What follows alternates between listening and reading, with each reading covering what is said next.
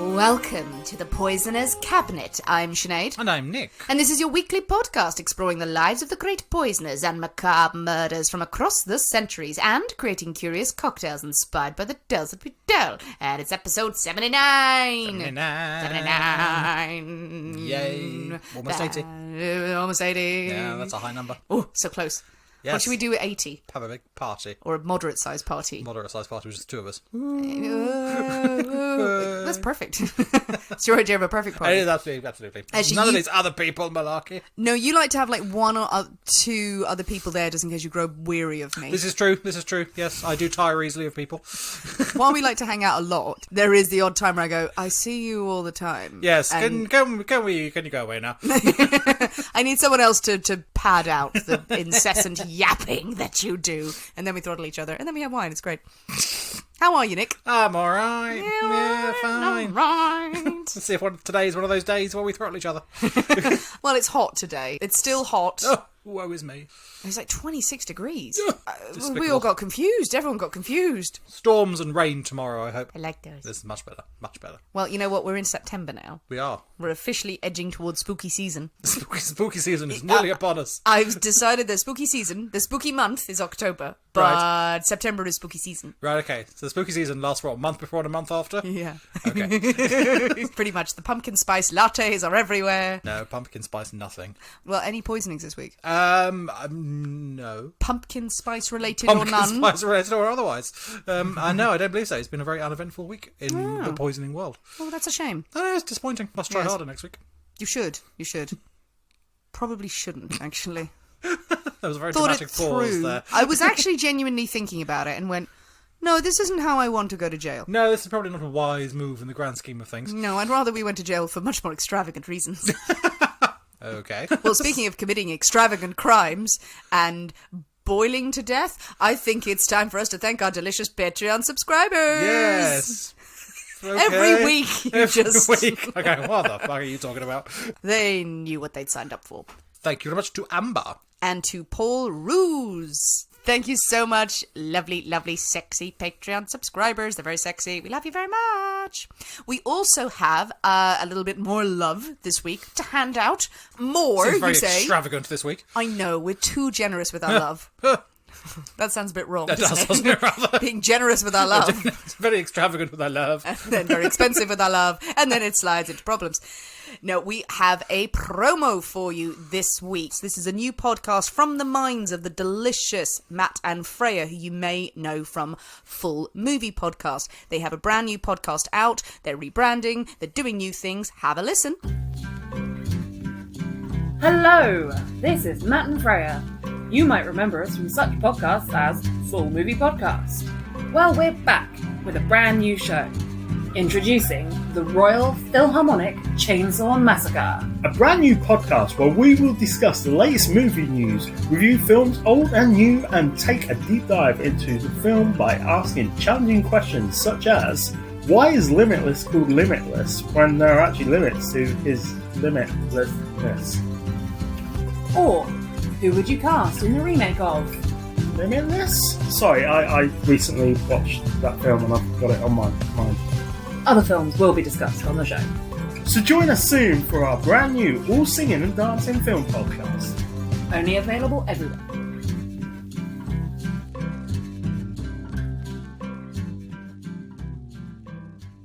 Yay! That sounds very exciting. It is. I love a movie podcast. No, you love love a movie. I do love a movie. You do love a movie. We're big fans of them. They are wonderful members of the podcast community. Go listen to their stuff and send them cheese. Yes, who doesn't like cheese in the post? Well, Nick. Yes. Are you ready No. to drink cocktails and talk about poison? As long as it's a cold, I'm too hot. Ooh, if it's not cold, would you rather drink poison? I think I would, to be honest, yes. And talk about cold Yes. cocktails? Yes, absolutely. Well, a hot cocktail. How unpleasant would that be? Well, a hot toddy. There's a hot cocktail. Ooh, hot cocktails. I'm not convinced by that. No? No. Ooh, listeners. Ooh! Get your handbag. Ooh! I'm sensing the outrage of some of our listeners. Dive onto those comments. Tell Nick about hot cocktails. Are the hot cocktails a thing beyond a hot toddy? I mean, literally, that's the only kind of one I know. Yeah. Hot gin and tonic? That's all I have to say to that. I've never had one. Yeah, I mean, you just made that up and it sounds vile. Have you ever heard of that before? Yes. Really? Yes. Seasonal. Seasonal hot gin and tonic. Yes, for the summer. I don't know which season. No, it's a hot gin and tonic. I swear, I've heard it. No. Little tiny voice in the back of my head is going, "Have you made this up, Sinead?" You have made this up. You It's dreamt not, this it's in not. some sort of scary fever dream. A hot gin and tonic is a thing. It's the stuff that they bring out for autumn, which apparently we're in, even though it's hotter than the sun. No, none of that. I refuse to acknowledge such a thing exists. First of all, there are hot gin and tonics. Second of all, are there more hot cocktails that we should be trying as the winter months descend upon us? Not now. Should we go with the first one and have a cold cocktail, Yeah, traditional, fine. Let's and do then that. maybe discuss murder and... I might put it in the kettle as well. See what happens. Boil it up. Or just leave a bottle of tonic in a hot car. Nice. You want a hot gin and tonic? Yeah, there you go. Flat. Uninspiring sadness. Well, we'll go with the first one. Hooray, hooray, hooray! Nick's story this week, but we can't possibly have a story without a cocktail in hand. As you know, dear listeners, every week we choose a secret ingredient that is inspired by the tale that we tell and will flavour our cocktail of the week. Is your house going to explode? Oh, very possibly, yes. Yes. No, he does this all the time. It's been doing this for the past 3 years. If there are weird sounds in the background, it's because Nick's boiling system... My boiling system. Your boiling system for cocktails, your boiler, is not well. It's because I feed it with cocktails. Is one not supposed to do that? The radiators are churning Negronis around and around. Get a Negroni in any room I go to just by bleeding a radiator from Negronis to hand. Delightful. Sitting on the floor with your glass going, this is weird. It's not weird. Is it not the sign of a breakdown?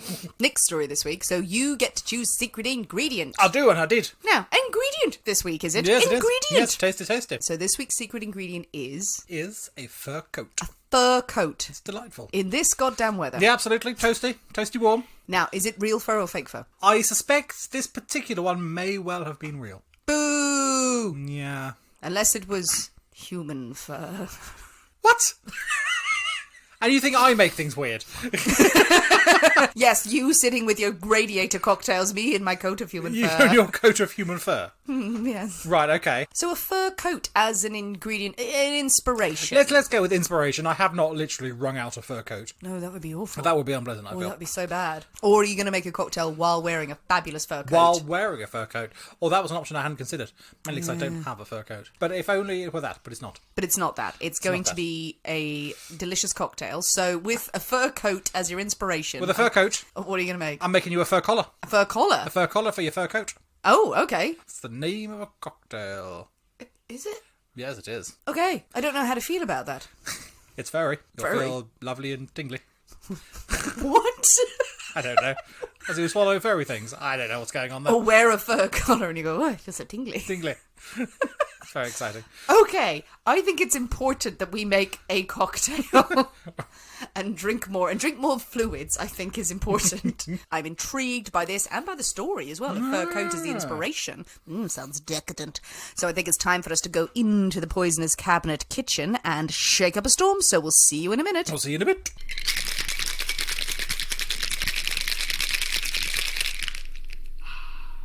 And we're back. Hello. So, Nick, a Yes. fur collar. Fur collar. No, it doesn't look furry. It doesn't look furry. I'm probably slightly grateful to that, to be honest. You haven't just- not furry. Brought out a pot of yogurt that was past its prime. That would be unpleasant. That would be. It's feel. very orangey. It's orangey. I don't know why. There's something disconcerting about the colour. Do you think? I don't know. Maybe I'm thinking orange and then I'm thinking, is it just orange juice? And then I think to the golden Cadillac and then I get upset. No, it just looks very orange and pale, like a refreshing drink. Well, one would hope so. One would hope so. Okay, so the fur collar, Fur not collar, the fur not coat. the fur coat. Right, I'm going to have a little sniff. Yep. It does smell orangey. Smells drinky. Smells drinky. Okay, let's dive in and have a little taste. Merry Christmas. Okay, Merry Christmas. Ooh, okay. Ooh. What? Right. I was not expecting any of neither that. was I.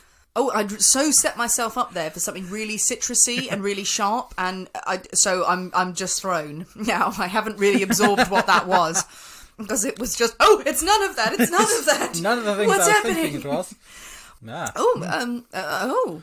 Oh, I don't know. I don't know what's happening. All right, I need to have a second sip because I need to get those thoughts out of my mind now. And a clean slate for the cocktail. All right, I'm trying again.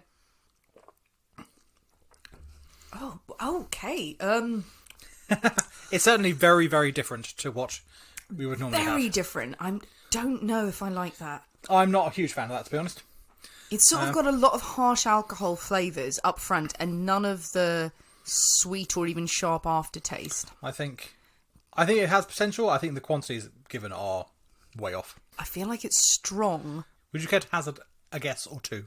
Does it have orange juice on it? It does have orange juice in there. I'm only basing that on the fact that I saw a carton of orange juice on the side. But I think that's cheating.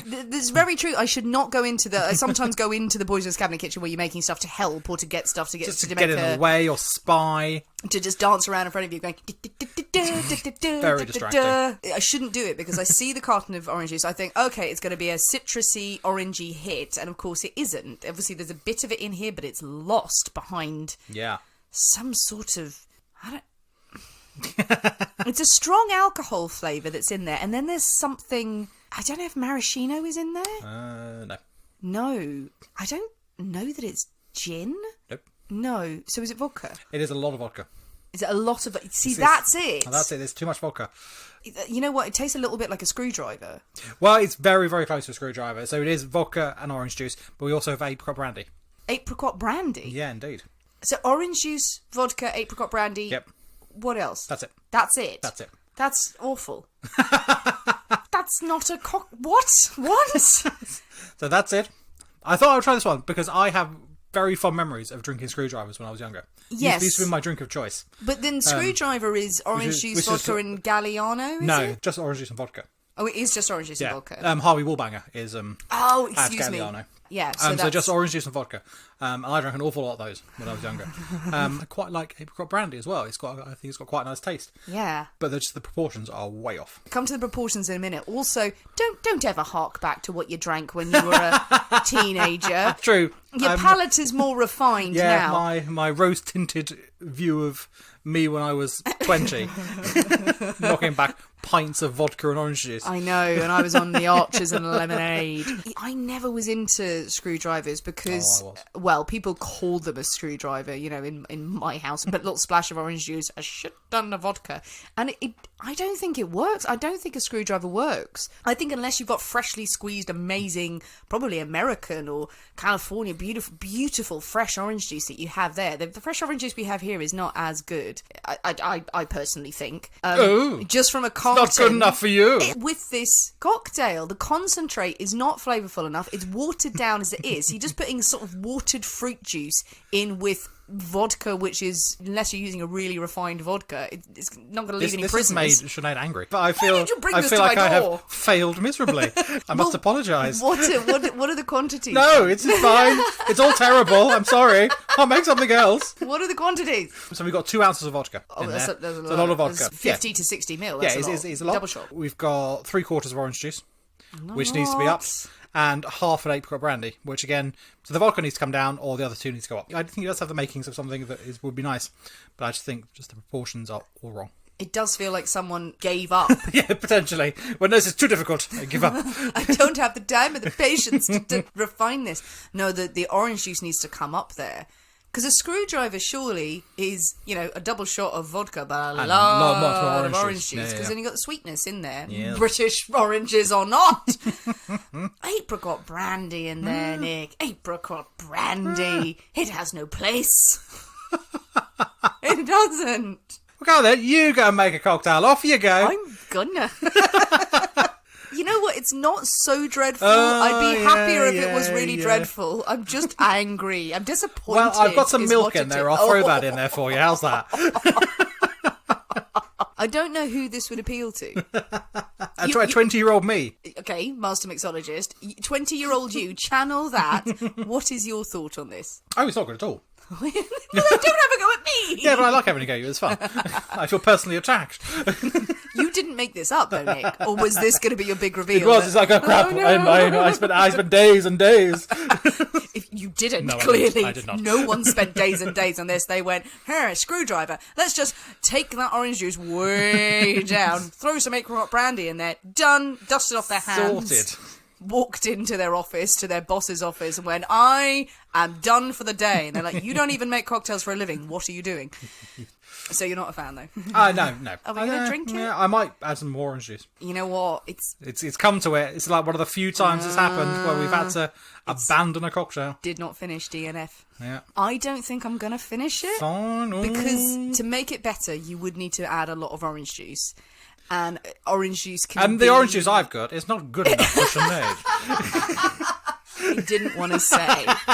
Unless it is the special Catalonian oranges that have been hand squeezed They're hand squished this very day by my own personal squisher. on the thighs of a virgin. No, then it is not the same, my friend. It's not the same. If you drink it, you're just going to get too drunk and sad. Be gone.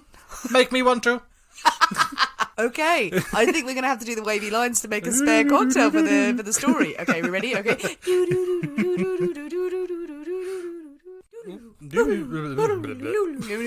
Well, we're back again, people.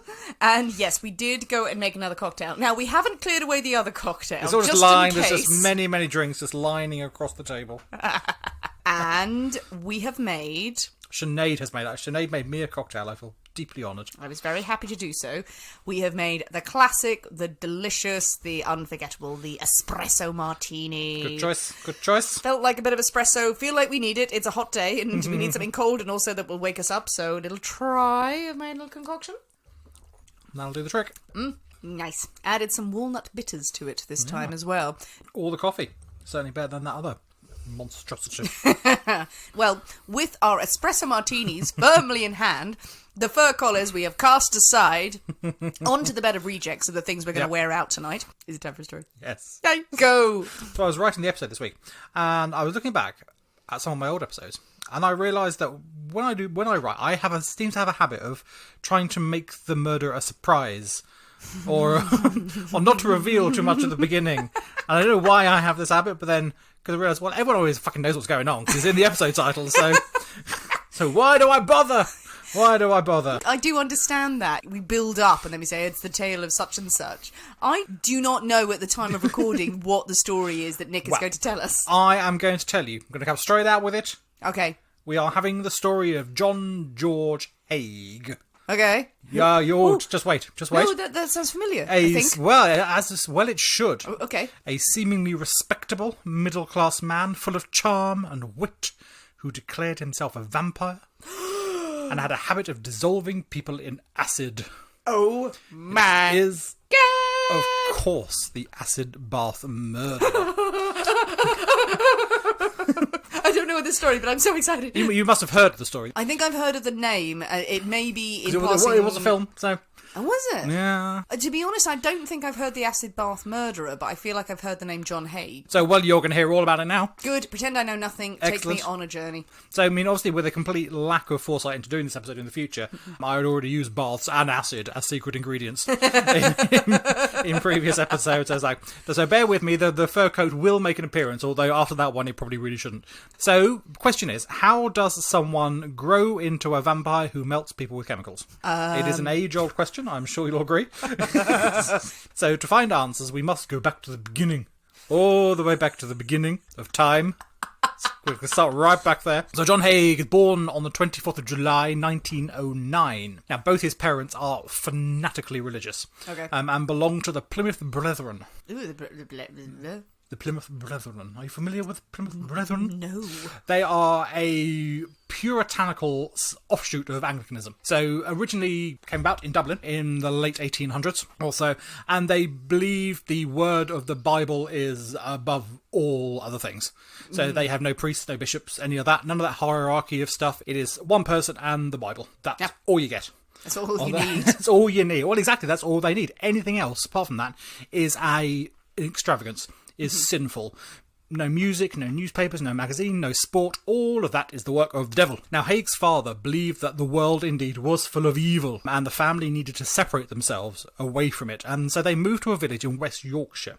Oh. As far away from people as they possibly can get. And in the house they buy, his father builds a massive fence surrounding the property, keeping out prying eyes, and also keep the outside world away from distracting the family from their heavenly duties. Godly duties. Godly duties, exactly. This does not bode well. It does not, no. It's not the start of a happy child. He's a lone child, living in this rather strict is mildly putting it, I feel, Desolate, environment. quiet, cut-off place. So yes, it was all very dramatic. Now, John is, as a child, he is frequently reminded that he is under constant observation by a higher and usually disapproving and grumpy power. Up there on a cloud, he is watching everything you do. There is a god on a cloud. Exactly. He likes to watch you in your sleep. And that's exactly what John is told. The child does not sleep for several years. No, exactly. John's father has a birthmark on his head, and he tells his son that it had been the result of him sinning in his youth. That he had been visited upon this mark as an outward sign of his ungodliness. How and old is he when he's told this? Oh, he's probably around 10, 11, something like that. So if John would do anything similar, the same thing would happen to him. Oh, they're messed up. Yeah, exactly. So you'll see John is completely terrified that God is always watching him, sees everything he does, and this is a lad going through puberty. So, yeah. Yeah, that's about the time I lost my faith. Yeah. Growing up in the Catholic Church, and just when things were starting to happen, like lying awake at night going, God is watching God everything. is watching, yeah. Maybe if I just close the blinds on this shit, He won't you notice. won't know what's going on in here. God sees all things, even through blinds. If you think about what you were told in your youth as well about God, is that he can see through walls, he can fly, he's fucking terrifying. John becomes obsessed that he is going to receive a similar punishment to his father after the slightest transgression, and that this is going to mark him out as evil for anyone else to see. The devil's mark. But it is also believed that a turning point came for John when he realised that actually no blemish is going to appear. He did something he knew he shouldn't have done, that his father and his mother would disapprove of, but no mark appeared. So he now, rather than realise that the whole thing is utter bollocks, he starts to believe that he is in fact invincible, and that even God cannot touch him. Oh. Even that God has tried to give him this punishment, but it has failed. He is himself invincible, and he's still probably like early teens at this point. But you can imagine, if you've been brought up in that environment of higher powers are around you all the time, you cannot escape this. If it doesn't happen, you're not going to go with, oh, it doesn't exist because your world shatters. It's going to be, I am the chosen one. Exactly, I am so unbelievably special. I'm the special one who was foretold to come. I mean, we've all been there in our youth. There was a little bit of us every time going, I think I might be the chosen one. And then Dad said, no, I just wanted a sandwich. Haigh later claims that it was during his teenage years that he first started having dreams that would continue throughout his life. He describes a sort of gothic nightmare. Nice. There is a forest of crucifixes that turn into trees that weep blood. Yes, mate. He remembers a hooded figure running between the trees, collecting the blood in a cup, and then bringing it to Haigh to drink. But he always woke up. This is just a standard dream for you and I. So, speak for yourself, dear. Oh, yeah. Forest full of crucifixes. La, la, la. Congoing down that. There we go. Oh, they start bleeding blood. It's the stuff of horror film beauty. Absolutely. After leaving school, Haigh's parents said that he has to go and get a job and start learning his own living. He cannot rely on them for the rest of his life. He's got to be able to be self-sufficient and be a man and all that sort of stuff. This was potentially and possibly a mistake, as the previously sheltered young man is now out in the wide world, believing that he is invincible and he has a great deal of time to make up for. Oh, with nice. all the things he could not do in his youth, he's out there and not even God can touch him. Oh, this does not bode well. It does not. No, it does not bode well. He starts as an engineer's apprentice, but leaves after less than a year, quickly deciding that manual labour is not for him. Yeah, it's all very dirty, all that grease on your hands and things, none of that. His supreme self-confidence leads him to many, many jobs in sales and insurance and advertising.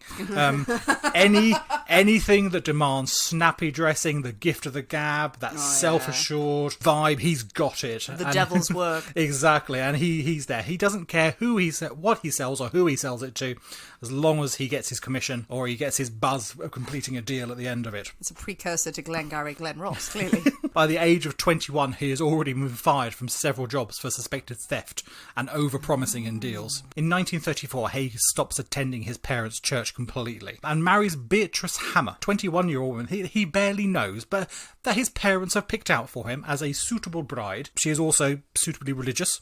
Good name. Good name. Beatrice Hammer, absolutely. Yeah. Nice, strong, hammery name. He just went, stop. Hammer time. Yes, I'm sure that's exactly what they had going down the aisle. Her in her big baggy pants. There's a choir. Dum, dum, dum, dum, da, da. That's how Can't exactly touch how it this. We're religious. The marriage lasts 4 months. And ends when Haigh is arrested for fraud. His policy of selling anything to anyone has come back to bite him quite a lot. And after several of his customers realise he has sold them entirely fictional insurance policies. Ooh. He is found guilty and sent to prison. Now, while locked up, Beatrice gives birth to a baby daughter. But realising what a terrible mistake she has made marrying John, she gives up the child for adoption. Haigh only sees his wife once after he is released from prison. And in that meeting, he tells her that they were actually never officially married. He already had a wife. What? And that their marriage was null and void. Oh, okay. It is all bollocks. Oh, it's all bollocks. It's all bollocks, but he comes out with this lie. I suspecting his ego could not take being dumped. If he's that much of a salesman, slick talking. Yep. No, I never wanted you anyway. Yeah, I had precisely. another much hotter wife, by the way. Exactly. We've only heard about this now. It's all rubbish, but that is the last they see of each other. He had a wife who lived in Canada. Yeah, I don't even know if they get divorced, but they never see each other again. After his time in prison and his wife leaving him, Haigh decides that a new start is in order. And in 1936, he moves to London and becomes a chauffeur to a Mr. William McSwan. McSwan? That's a quite unusual name. Did he make that up? I don't know. He just went, my name's Swan. McSwan. McSwan. Sounds more fun. Yeah. Now, McSwan, he owns a string of amusement arcades in London, throughout sort of the East End of London. And things. Oh, yes. So he's a McSwan, is he? He's a McSwan, absolutely. All right, he's a all Cockney Scot. Haigh becomes a close friend to William and also to William's parents, who originally had started the business and had passed it on to their son, but they were still involved in bits and pieces, and the four of them would often get together for meals and things like that, and he got on really well with the family. Lovely. So much so that they soon promoted him from chauffeuring to a more senior management role, where he is very successful in skimming profits off the top. I was going to ask, how did he get promoted from chauffeur to what, more chauffeur? No, into a management role. Oh, into the family business. Into the family business. Rather than we're going to get you a bigger car, sir. Exactly. We're going to let you drive bigger distances. And he is happily skimming off the top. When people go around and collect the money from their arcades and things, he's there pocketing a few coins and thing each time. That's such a shame, because arcades, famously honest businesses. Absolutely. Eventually he decides to leave, and the family are devastated to see him go. He is such a hard worker, he's such a nice chap, but no, he's off to make his fortune elsewhere. With a big sack over his back. With a big swag written on it. His next project involves setting up a false solicitor's office. No. Supposedly managing the sales of property and stocks that have been left by recently deceased people. He is managing all these estates and things. Of course, they all end up being entirely fictitious, and people lose hundreds of pounds. This enterprise earns him 4 years in Lincoln Prison. Oh, okay. He's good at running these things, but he's not good at not getting caught. Well, he's been these caught things. twice now. He's been caught twice, and he's been suspected of a number of other things as well. Yeah. These fraudulent things. He's really good at selling stuff and convincing people to sign on the dotted line and stuff, and he gets their money, but then they go, he's got my money, and the police go, oh, okay, let's go and arrest him. I like this better, though, than the stories we've covered before, where we've got, oh, he must have done this, and it was suspected he did this, which is all hearsay. Actually, it just seems like this guy is on record of doing all of this shit, and he did get caught. Because and he got caught. Generally, if that happens, you do get caught. Exactly, and he did. But it is while he is in prison that he realises that all his arrests and all his incarcerations have come from a single mistake. Okay. And that is leaving his victims alive to report the crime. No. He wouldn't have got caught. If no one was there to go, he's taken all my money, no one would have come after him. Yeah, that's the natural evolution. I don't know why I'm surprised. Every time it's like, the reason that I'm not a criminal mastermind and this hasn't worked out is people are blabby. Yes, because people are talking about it. So if I kill all the people, no one will talk about it. These Sherlock Holmes books did not help me at all. He spends the rest of his sentence devising what he believes to be the perfect crime. He learns a great deal from other prisoners. And also the prison library is a goldmine of information. He avidly reads books on law, and he comes across a legal term that he sort of slightly fixates on, term of corpus delicti. Or delecti, I'm not sure how it's pronounced in Latin. The delicious corpse. The delicious, tasty corpses. Delicious corpse. It literally translates as the body of the crime. Now, John takes this very literally, reasoning that it actually refers to the body, the human remains. No, it doesn't. Well, no, exactly. That's how he interprets it. So he believes that it refers to the actual physical remains of a human, and that if there are no remains, if there is no body, there is no crime. There has to be a body to be able to prove a crime has happened. But then he realises, well, how does one get rid of a body? If he is to follow this train of thought that he is convinced about... In Latin. As incorrect as he may be, he has got this train of thought. So how does he follow that through? How does he get rid of a body? The prison library comes to the rescue once again, and in an old newspaper he reads about the case of a chap called George Alexandre Sarret, who had been executed in France a few years prior. Part that caught his eye, though, was how Sarret had used acid to dissolve his victims. I've heard of this case. And a plan was now forming in Haig's mind. It's not much of a plan. Well, he's got Read one line, that's it, that'll do. throw the book back. I have no more need of this library. You probably should read the rest of this story. Nope. Thank you very much. Indeed not. In the prison's workshop, he has access to bottles of sulfuric acid, as one does in a prison workshop.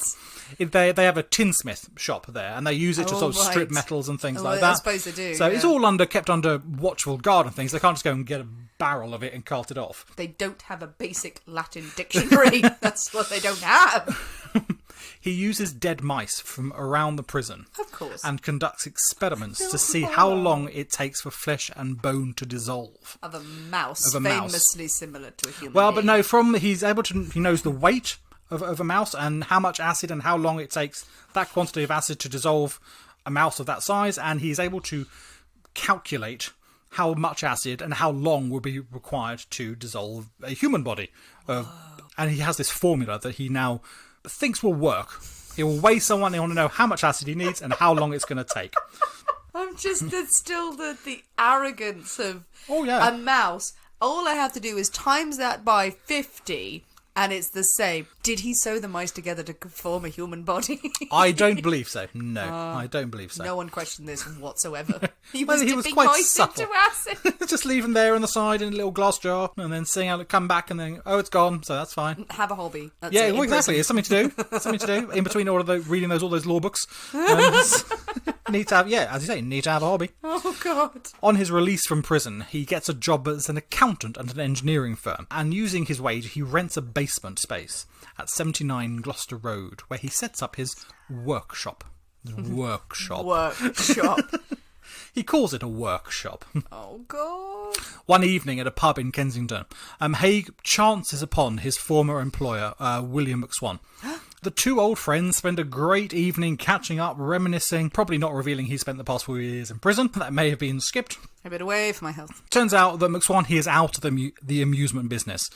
He is now a landlord, managing multiple properties that his parents have purchased after the sale of the arcades. So they've swapped industries. Haigh is very happy to spend evenings with William and his parents catching up, talking about old times. His parents tell him all about their recent investments in properties, how they can't believe how much money they're making.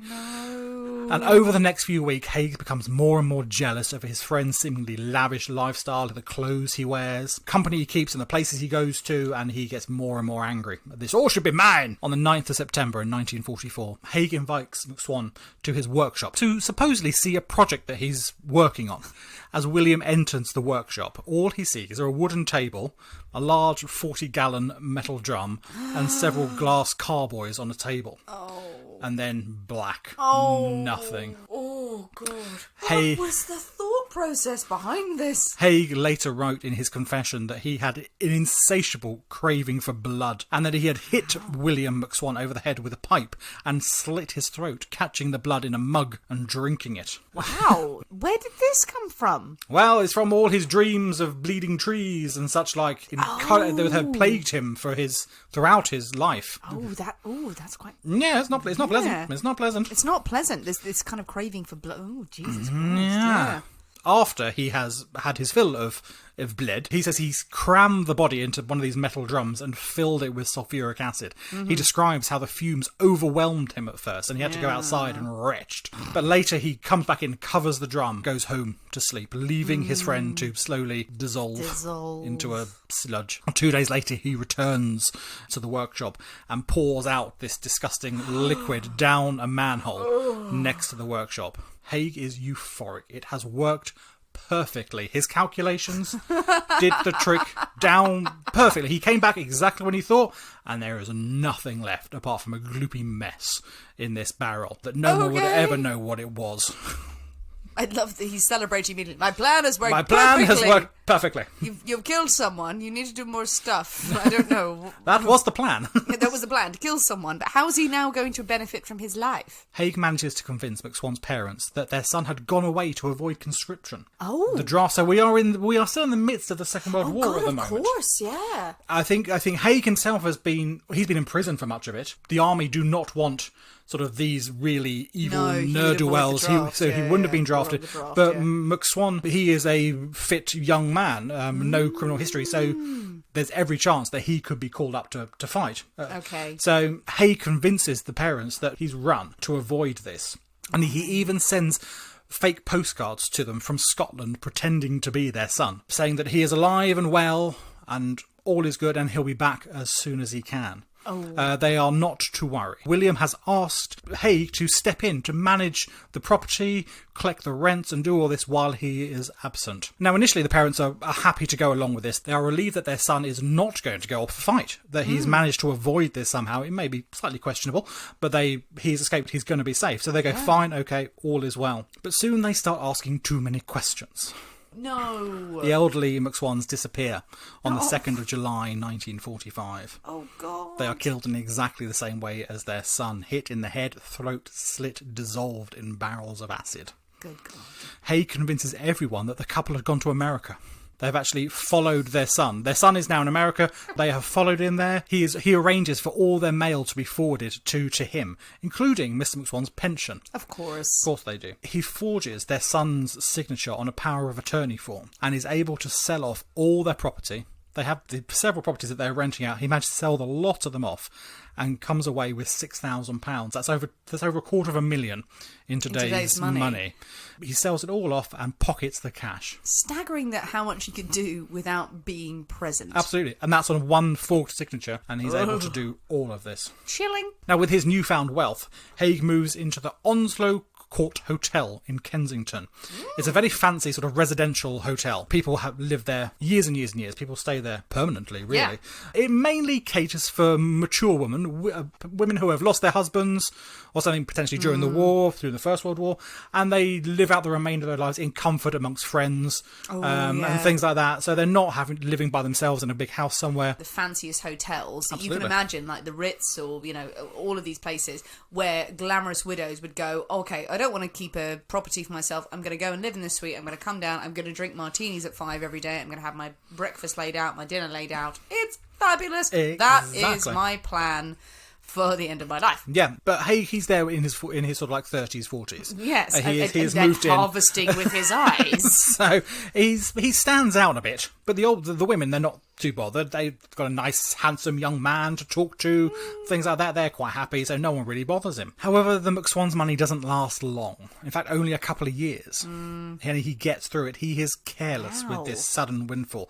He loses much of it to an increasing gambling problem. Of course. And the hotel is starting to get impatient about overdue bills. So he has to find some more cash and fast. This time he chooses Dr. Archibald Henderson and his wife Rose. Lovely names. Excellent names. Loving this. The Henderson are selling their house in London and they want to move to Brighton. Fancy. It is quite a grand house. up for a considerable sum of money. Now, Haigh visits several times, feigning interest in purchasing the house, and he notes their tastes and interests and things like that. During his last visit, he tells them, sadly, a business deal has fallen through. He's no longer able to buy the house after all, but could he take them out for a meal by way of apology for all the inconvenience that he's put them through over the past few weeks or so? And absolutely, they say, fine, of course, let's go out somewhere. During the meal, Haigh is on top form, full charm offensive, and the couple are amazed about how much they all have in common. They like the same music and the same books and the same theatre. It's an amazement that they haven't met before, really. He strings them along for 5 months, learning everything he can about their couple, their properties, their bank accounts, their family situation. He knows it, everything. He can certainly play the long game when he needs to, but he never loses sight of his true objective. Now, during this wooing of the Hendersons, he moves his workshop from Gloucester Road down to Crawley, town to the southwest of London. There he rents a much larger space, where he can fit in a great many more barrels, and it's much more isolated, it's not as built up, and so people aren't going to see him coming and going and things like that like they would have done in London. On the 12th of February 1946, Haigh invites Dr. Henderson to visit his new workshop and again see what exciting projects he's been working on. Like William McSwan before, Dr. Henderson is happy to come along, see what his friend is up to. When they arrive, Haigh pulls out a revolver and shoots the doctor in the head, leaving the body where he falls. Haigh leaves to fetch Mrs. Henderson. He tells that her husband has fallen desperately ill and she must come at once. And of course she does, rushes to her husband. When they arrive, Rose sees the doctor's body on the floor, but before she has a chance to do anything, Haigh pulls out the revolver and shoots. Haigh dissolves both the bodies in acid. But then comes a slight flaw in the plan. In now what seems like a major flaw, his new workshop had no drain. Oh, no. He had no, previously he had a manhole cover he could take out and straight into the sewers. Here, it's a bit more rural, bit more rustic. There's no infrastructure like that. So it'd be like a cesspit that you'd have to have for several houses. Yeah, well, indeed. You can't roll a barrel out. You can't roll a barrel. He doesn't seem to bother Haigh too much, though. He just dumps the remains in the corner of the yard. Oh, just Jesus. Straight on the floor. This sort of black, gloopy mess. sludge just seeps into the earth. Hopefully it'll rain in a few days. Be fine. No one will know what the hell's going on. And a human tree will grow. And a human tree will grow. His efforts to maintain the illusion that the Hendersons are alive is incredibly precise and thought through. He forges the doctor's signature in a letter saying that the couple are going abroad, that he gives permission to Haigh to sell their property, and that Haigh would then pass on the money to them abroad. He even forges letters in Rose's handwriting to her brother, explaining their sudden travel plans and saying, we're going away, we'll be in touch. John Haig's a great friend, trust in what he says, type thing. It's very thorough. He spent 5 months getting to know these people, getting to know probably their tone of voice in letters and studying her handwriting so he can forge to fool her brother. I mean, he has progressed from ridiculous criminal to... God damn it, this is well thought out. Well planned, absolutely. Now, Rose's brother, though, is not entirely convinced by this, and he says he's going to go to the police. He's going to go and report them missing, though Haigh manages to convince him, in the end, that they have in fact emigrated to South America. He says that Dr. Henderson had carried out an illegal abortion. And something went awry. Something went wrong with the procedure, and he had to flee. I mean, I'm not crediting it, but he's quite good at picking out the things that you'd have to run from. Absolutely. And obviously questions asked. Abortion horrendously illegal at this point. Yeah. Rose knew about it, knew what her husband was up to. Yeah.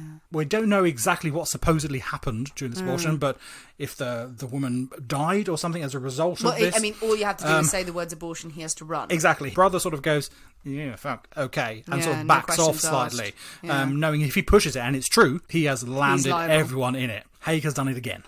He sells everything that Hendersons have, except their pet dog, which he keeps as a lovely little keepsake, and the dog is safe for the rest of time. Nothing happens to the dog untowards. He sells everything else, but I like the dog. I'm going to keep the dog. In all of this, imagine a mountain of hatred and shit that this man has done. There's a tiny, tiny gem at the bottom going, oh, the dog survived. The dog's fine. The dog survived. He was nice to the dog. He was nice to the dog, therefore he's fine. Ooh, that's just... upsetting. Yeah, he continues his life of comfort at the Onslow Court Hotel. Now, with the money from the Hendersons, you would have thought that he would be set for, again, another good few years. And perhaps he was, and now he was just in it for the fun. He later wrote, again in one of his confessions, that one evening he noticed the obituary of an old schoolmate.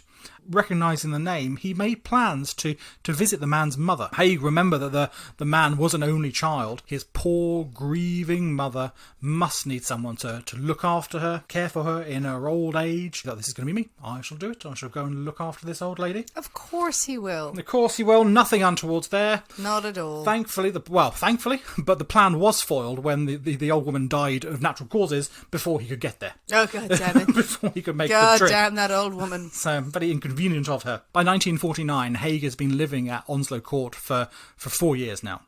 During this time there, he had made the acquaintance of many of the other residents. Maybe one of these rich old women would be the next victim. One evening while he was dining at the hotel, a woman approached his table. She was dressed in quite a grand fur coat and a big feathery hat. That was it? There's more.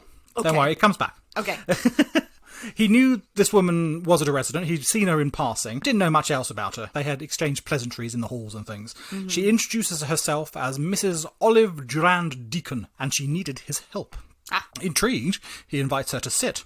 And Mrs. Durand Deacon explains that she has heard he was an engineer, and that she needs his help with an idea she has had. But from her pocket, she produces a box of false fingernails that she has designed. Shut up. She has designed some false fingernails for the fashion-conscious lady. Are you fucking kidding Nope. me? That she has designed false nails? Yep, false nails. She's mid-60s or so. Oh my God. Thinking, I need to look good, and I can spread this looking good to other women and they'll pay for it. Also, I love her thought process of just false nails for women. I need an engineer. Well, she What? needs someone to get the idea from the design stage into manufacture, into how do I go about actually getting this a little box here to on the shelves in Boots or something. Okay. So she thinks that he might be able to help, or he might know the people that would. Money was not an issue. Fabulous. She assures him he will be generously rewarded if he can help. Money is never an issue when it comes to your nails. On the 18th of February, Haigh drives a very excited Mrs. Durand Deacon to his workshop, where he has promised to show her some great ideas that he's been working on. She was a genius. She was a She was a pioneer of the false nail. Why? Why is this happening? It set it back so many years. No. And he takes her to the workshop and they live happily ever after. No, they don't. No. As she enters the room, he pulls out the revolver and shoots her in the back of the head. That bastard. After removing her jewellery and the fur coat, she goes straight into one of the barrels, and he leaves the acid to do its work. The next day, the staff at the hotel are rather concerned that they haven't seen Mrs. Durand Deacon. She stands out. She stands out, and she's always down for breakfast. Never misses it. But she's most important meal of the day. Most important meal of the day, but she's not there. One of her friends at the hotel, Mrs. Lane, is also very worried. Mrs. Durand Deacon had not said that she was going away anywhere. She wasn't going to visit anyone. She had no reason not to be there. The weekend comes, and Mrs. Lane is determined to go to the police. Something is seriously wrong here. Overhearing this talk in the dining room, Haigh's sense of invincibility takes over, and he offers to drive Mrs. Lane to the police station to help make this report, and he does. Oh, shut up. He drives Mrs. Lane to the police station and report Mrs. Durand Deacon as missing. Haigh does not make a good impression, though, from the start. He is incredibly smug and condescending to the policewoman who has taken their statement. She thinks, something's not right here. You are an utter bastard. Something is wrong. I mean, there's nothing better than a condescending man to a woman of authority. Yeah. I think I know what the situation is here. Really, sir? That's juicy. Idiot. Yeah, complete idiot. Absolutely. But he is convinced that he is untouchable. Of course he is. Police decide that they do want to take a closer look at John Haigh, and by Monday his criminal record has come to full light. In the meantime, Haigh has returned to the workshop in Crawley and emptied Mrs. Durand Deacon onto the ground and taken her jewellery to be valued. I mean, the yard must be just bubbling. Yeah. And just is now growing weird shit. Little mutant trees in the corner. These are mutant trees, yeah. So, speaking Speaking to other residents at the hotel, people remember seeing Haigh and Mrs. Durand at dinner the week before, when she had said, I need your help. They also remembered Haigh's job as an engineer. They thought, didn't he have a workshop somewhere? They knew he had something out toward Brighton somewhere. It does not take the police too long to track down this workshop. And on Saturday the 26th, they visit Crawley and they find the empty barrels, the empty carboys. They find a gas mask. In a drawer, they discover a recently fired Enfield revolver and a dry cleaning ticket for a black fur coat. That was quickly identified as belonging to Mrs. Durand. The fur coat reappears. The fur coat reappears. It wasn't just a one-off. No, it is a black fur coat. It's a black. Yes, she's desperately glam. Yes. Absolutely. Bitch for wearing real fur, but still. It was the style of the time. It was the style of the time. When Haigh returns to the hotel on Monday evening, Inspector Albert Webb is waiting for him. No. Can we just reference the fact, is he going to be caught in a web? No. Oh, no, he's not at all. That night at the police station, John Haigh is delighted to confess all. What? I've destroyed her with acid, he says. You'll find the sludge that remains at Leopold Road. Every chaser's gone. How can you prove murder if there is no body? He's going back to his interpretation, his wrong interpretation of corpus delicti. But he is convinced, without the body, they can do nothing. They can do nothing. Even a confession without evidence is insubmissible. He went on in his confession to add the McSwans and the Hendersons, claiming that he had killed them all so that he could drink their blood. Oh my God. Did they even get through any of the allegations? They sat down. No. So, John, I will admit it, I drank their blood. I killed them all, I drank their blood, they're all sludge in the yard. Okay, so to conclude, did you want tea or coffee? Or we're still getting the pens. What was your name? We don't even have the paperwork yet. Please hold on before you tell us everything. No, he doesn't hold back in the slightest. Oh my God. Dr. Keith Simpson is sent to examine the workshop in Crawley. He finds bloodstains on the walls from the beatings over the head with a pipe or from the revolver. He finds a hat pin at the bottom of one of the 45-gallon drums. After a rather meticulous search of the yard, he finds a gallstone in a patch of earth that was black and damp and rather squidgy. All this earth and residue is collected and taken back to the police laboratory, and there they are able to extract 28 pounds of human fat.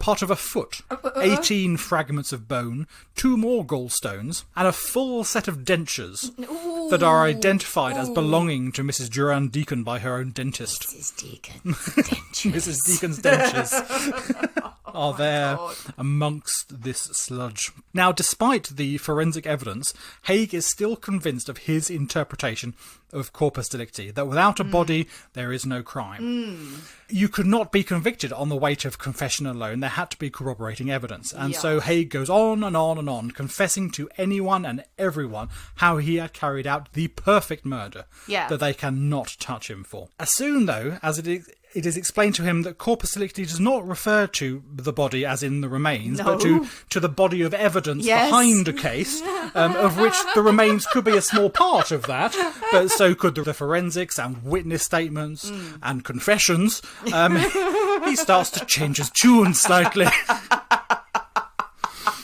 Oh God! As part it's so good.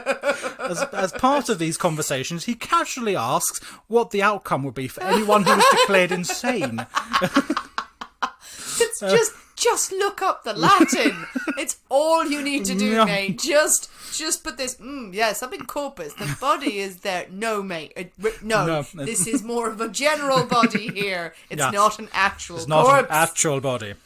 Oh, Jesus Christ. He's starting to consider that he's not as invincible as he always thought. Now, some accounts say that this is the time that he started adding in the details about his vampiric blood drinking into his confessions, with the aim of increasing his chance at an insanity plea. Oh, no. And avoiding the noose. He knows he's really fucked up, so he's trying to make it look as he is mad as a box of frogs. On April the 1st, 1949, he stands trial for the murder of Olive Durand Deacon. The News of the World paper has done a deal with Haigh and paid for his defence. What? In exchange for an exclusive story. Fuck the News of the World. if you want any more evidence of why fuck the news of the world, it will be this, historically.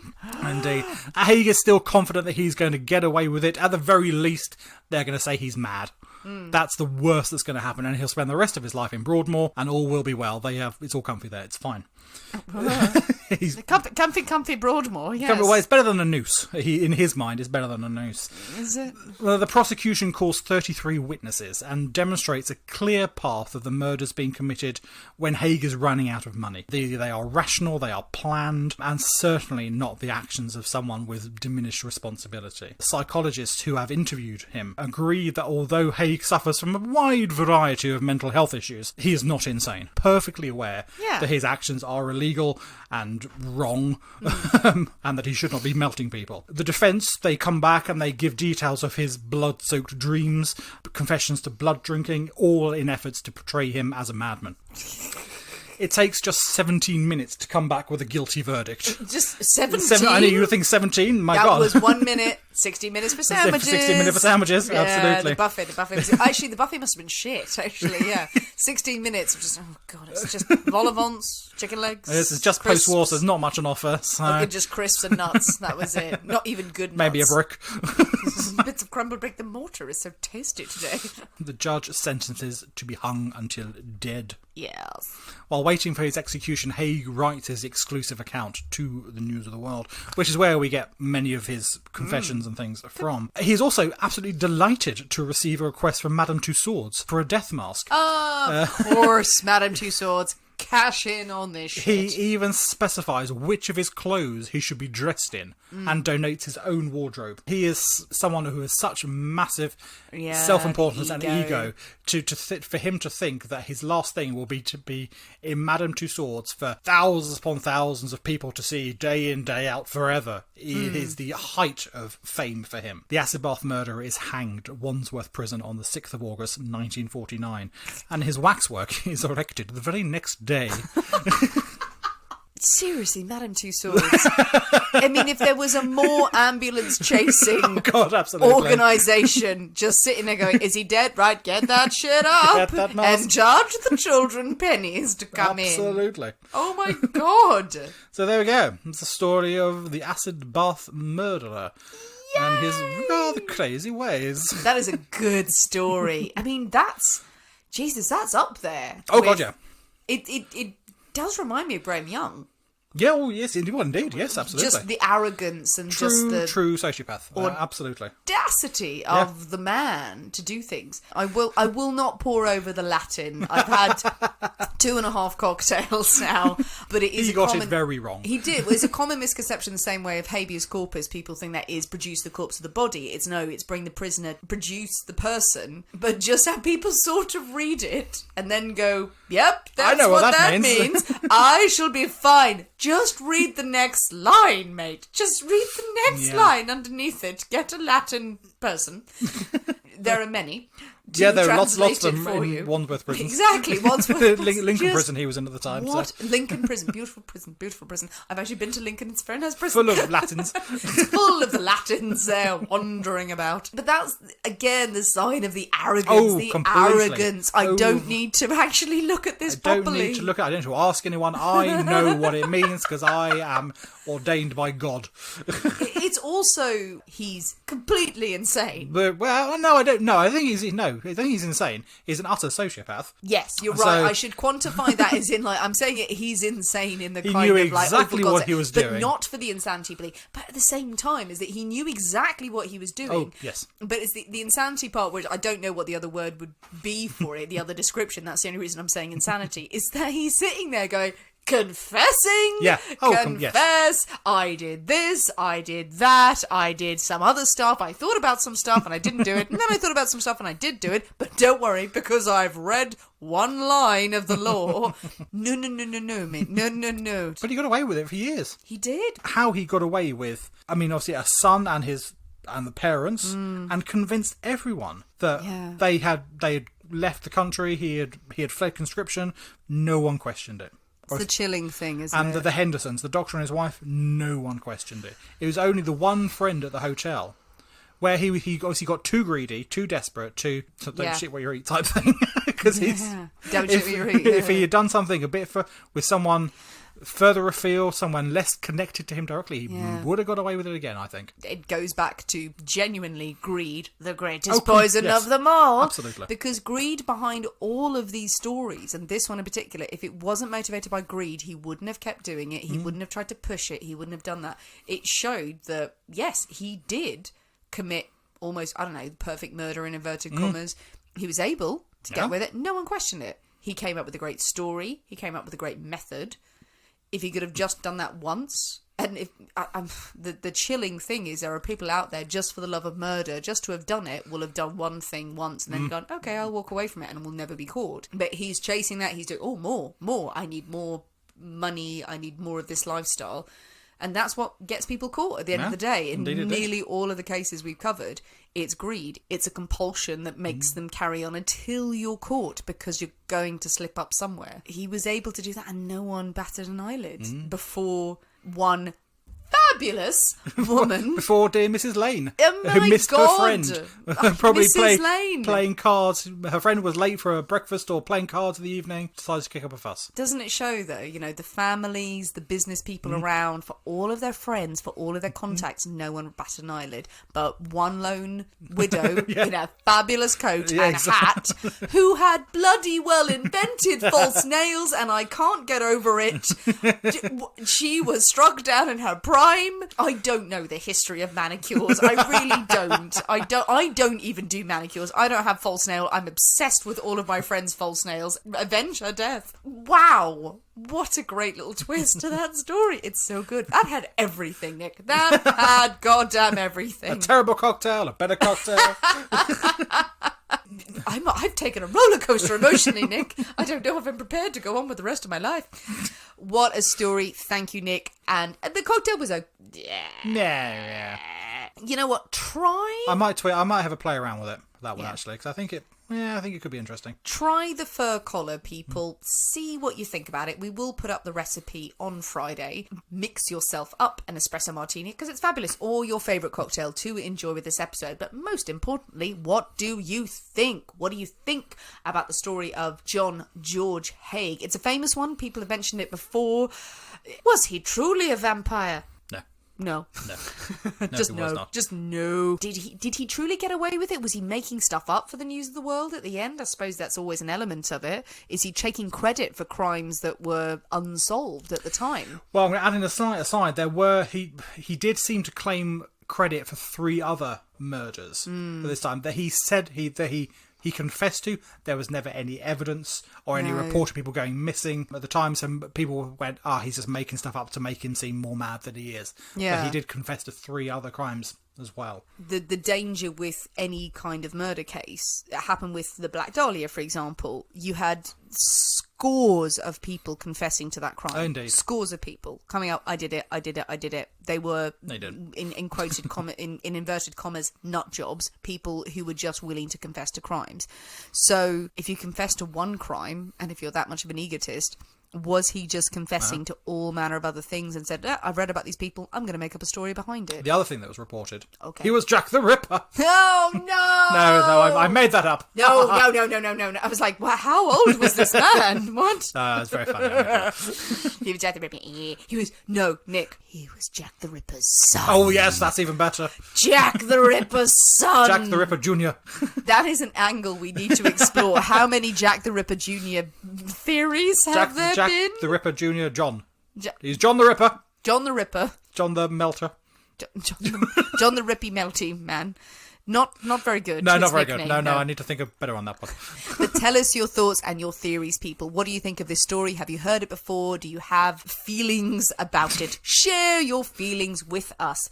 Share your ideas of different cocktails that could be concocted based on a fur coat. Or if you got any other ones that you could link to that episode, then do let us know. Indeed. And keep sending us suggestions of more stories that we can cover. Old and new. Newer ones we tend to cover on Patreon. So if you haven't joined Patreon already, come and find us over there. Lots of stories, lots of banter for a few pennies a month. Thanks for listening, guys. We have been the people inside the Poisoner's Cabinet. We will see you next week. And remember, your loved ones are trying to kill you. Bye.